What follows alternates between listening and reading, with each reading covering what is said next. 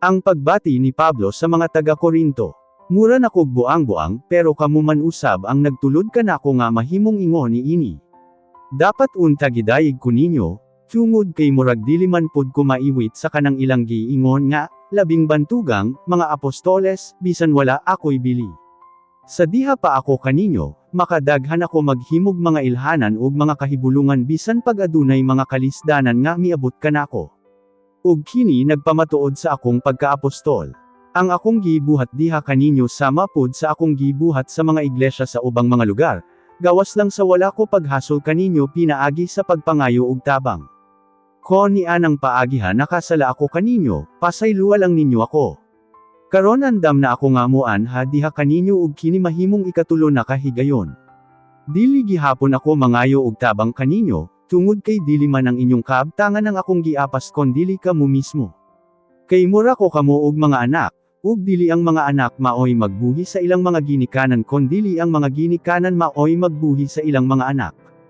Ang tinuod, malipayon pa gani ako kon makahatag ako kaninyo, ug bisan pa ang akong kinabuhi ihatag ko kon gikinahanglan aron makatabang ako kaninyo. Apan ngano ba nga bisan dako ang akong paghigugma kaninyo, gamay lang ang inyong paghigugma kanako. Kamu mismo makapamatuod nga wala ako magpabuhi kaninyo. Apan basin kon adunay magingon kaninyo nga limbungan ako ug gitunto ko kamo. Apan sa onsang pamaagi, kay nasayran man ninyo nga wala gayod ako nanguwarta kaninyo pinaagi kang bisan kinsa nga akong gipadala diha. Sa dihang gihangyon ako si Tito sa pagbisita kaninyo, uban sa usa ka igsuon, namintaha ba siya kaninyo? Wala, tungod kay usa lang ka espiritu ang among ginasunod, ug usa lang ang among katuyuan. Basin kon dugay na kamong naghunahuna nga nagsige lang kamig panalipod sa among kaugalingon diha kaninyo. Mga hinigugma, kami nga ana akang Kristo nagingon kaninyo sa atubangan sa Dios nga wala kami laing katuyuan sa tanan nga among gisulti kon dili ang pagpalig-on lang sa inyong pagtuo. Nahadlok ako, kay basin kon sa pag-abot ko diha, makita ko nga ang inyong gibuhat lahi kaysa akong gipaabot kaninyo. Ug kon mahitabo kana, makita pud ninyo nga lahi ako kaysa inyong gipaabot kanako.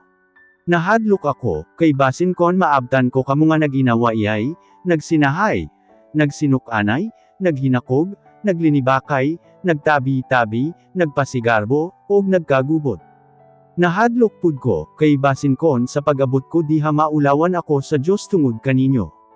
Ug tingalig maguol lang ako tungod kay daghan kaninyo ang nagpakasala kaniadto ug hangtud karon wala pa maghinulsol sa ilang mga hugaw nga binuhatan sama sa pagpakighilawas gawas sa kaminyoon ug mga malaw ay nga buhat.